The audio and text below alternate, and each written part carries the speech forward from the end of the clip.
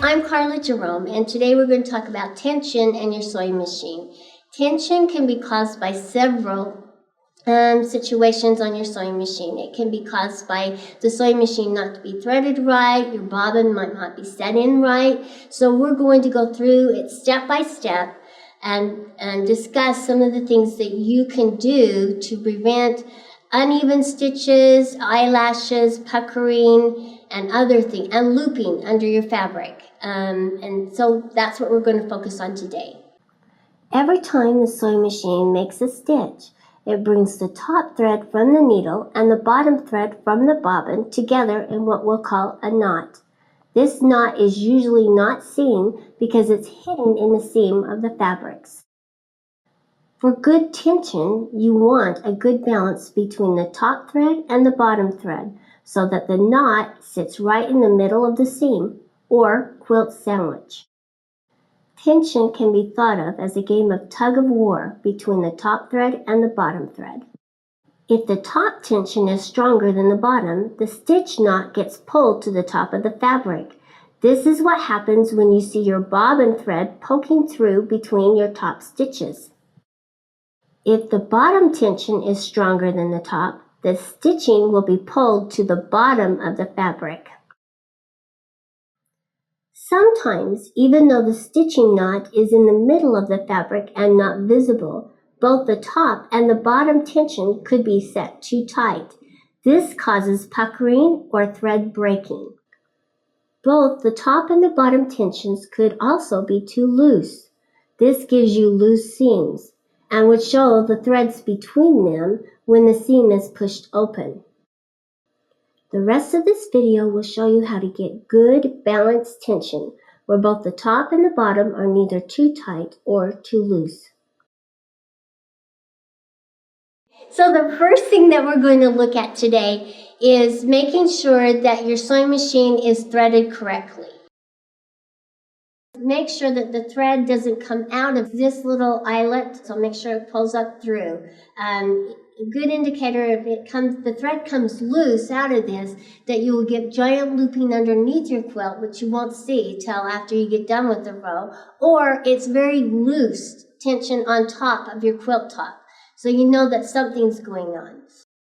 Something else you have to check is lint that's built up inside your bobbin casing, not only in the inside, but around right here in this little shaft piece. If you take a pin and you put it in like this and pull it up, you can make sure that the lint comes out.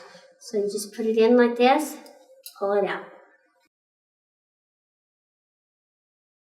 So the next thing that we want to make sure that we're checking is our bobbin and our bobbin case. The bobbin will be put into the bobbin case where the thread is coming off to the right side and going into your bobbin case so that it is running the thread in a clockwise position as it's coming out.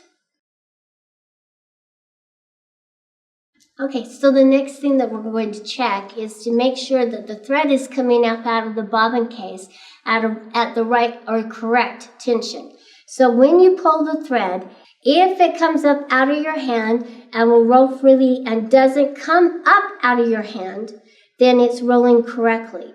If by chance it comes up off of your hand as you're pulling on the thread, then the tension is too tight. If the tension's too loose, then you won't be able to pull it up so it's standing up in your hand. Okay, so we're going to put our bobbin case into our sewing machine and we're going to check the tension as it comes up through the fabric. So just make sure when you push it in to your bobbin case in the sewing machine that you hear it pop. And that's a very important sound to listen for. Otherwise, you won't know that it's seated in correctly and it will come out as you're sewing, and you don't want that to happen because that can break your needles. So we're going to use our needle up down and we're going to pull our bobbin thread up to the top. And just needle, and you'll see that it's coming through the fabric And now we're going to pull our thread to make sure that our bobbin isn't by some chance warped or there's a little dent in it or something like that. And how you can tell is when you're pulling, you will feel it tugging inside the case. And right now I can't feel any tugging. So it seems to be really smooth and working really well.